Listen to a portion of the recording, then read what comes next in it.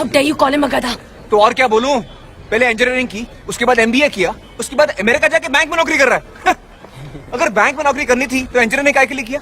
That's a famous scene from a blockbuster movie. The argument seems pretty logical, isn't it? But when I first heard it, I was pretty offended because it addresses to a very small amount of the problem. Because students in India do engineering for variety of reasons. Parental pressure, the way society glamorizes it, or just to have a tech degree, or maybe the person is genuinely interested. At least at that point in time, the person feels this is best for me, so he or she goes about it. But perceptions do change over a period of time. The same person who chose engineering in that point in time maybe now is not interested after experiencing it. Maybe along the journey they realizes that this is not what they intend to do for rest of their life, and that does not make them donkey in any sense. At least that's what I feel. I myself did engineering. I chose it over several other options. There was no parental pressure. I thought that was the best thing to do at that point in time. I thought that's my interest at that point in time. But as we approach the end of the degree, I get to see all this HR person during our placement season, and I got influenced. Anyways, the point is, say you did your engineering and you landed in your first job as well, basis your education, because that seems to be the most logical next step after completing your graduation, right? And post that, you had that light bulb moment that, oh my god, this is not what I intend to do for the rest of my life. I can't do this. I can't be a developer or coder. That happens, right? You'll be surprised to know that happens more than often. And not only with engineering graduates, it happens with people with all educational backgrounds. And the simple reason why it happens is because we as a student have very limited perceptions. We don't have much possibilities to relate to when we are studying or we are in college, because our educational system is such that we don't get to see many possible options that you can enter in as a technical graduate. But there exist so many options in parallel which you can choose from, but you will get to know about those options only once you land in a job, only once you are inside a company, because the education system that we have doesn't give us that overview, that sneak peek into company structure. So in today's video, I'll give you names of the jobs or the roles that you can explore your interest on once you get into a company. So stay tuned.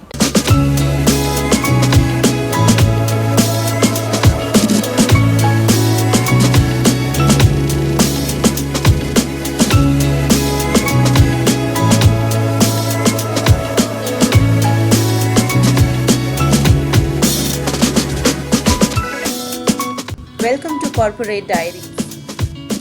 Welcome back, guys. I'm here to tell you that if during the course of your education, technical education, or any time post it, if you realize that this is not what you intend to do, the totally technical stuff, and you had no clarity what to do, what's the next option available, then please don't stress out. There are so many options that exist in parallel that you can choose from if you don't wish to do the pure technical stuff. When you have your realization moment, don't jump into any decision or any conclusions. Rather, just flow with the wind. Land into your first job basis your education, and then the most important part, don't get carried away with the new lifestyle which comes with the financial freedom you get after any job. Don't get overwhelmed and waste your time in doing stuff which will not serve you later.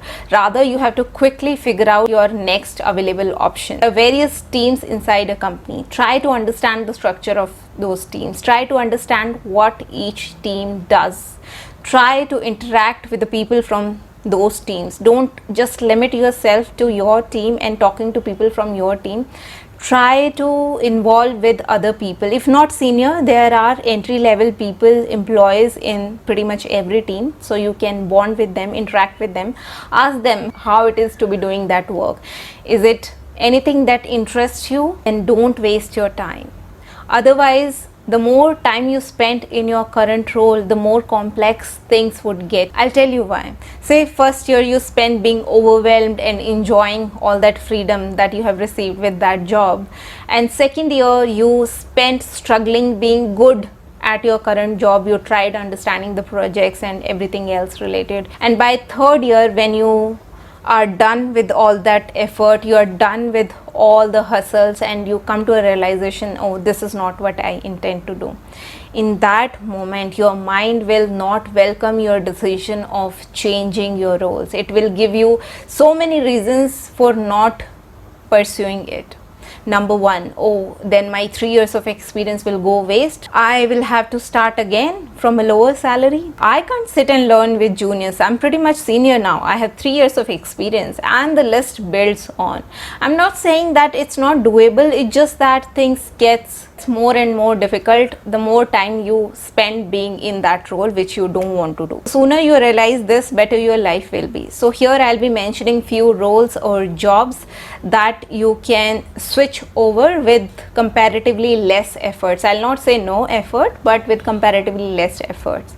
So here is the list: data analyst, project management, professional services, customer services, resource management, and if you have exceptional editing skills, like you are great at Photoshops and other professional editing softwares, then you can even consider switching to product management and product designing team. Whenever you see a requirement posted in these teams, you can speak to the related recruiter or the HRBP designated for your business function. Internal interviews are pretty relaxed. Unlike external interviews, they'll give you time to learn and prove yourself.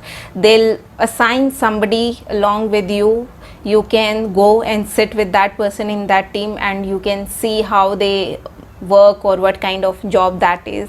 That doesn't mean that you will be excused from your current jobs and responsibilities, but you will be expected to make out some extra time. As you are already inside the company, your basic inclinations towards learning that skill or the enthusiasm you show to be a part of that team will be valued much more than your technical skills. They already know, they are okay with the fact that you are new to this team, you are new to this skill set, so they'll not grill you much on the technical background.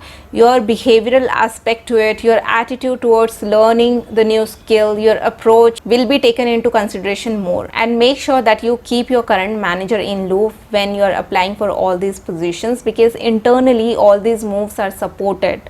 Nobody can say no just like that. There have to be a strong reason if somebody is denying to you.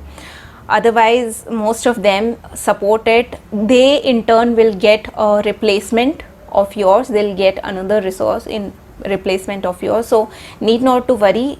Take him into confidence and make sure that he's aware of every communication that you have with the HRBP or the manager of your future team. That way you'll always be in good books of your current manager or the future manager as well. So these were the roles you can switch to very easily or with comparatively less efforts once you join any company. Once you know, you have the realization that this is not something I intend to do, from that moment start working towards the next thing, the next option. Start exploring that option. That's all for this video, guys. I hope I brought some value to your time. I'll see you in my next video. Thanks for tuning in. Stay safe and happy. Take care. Bye.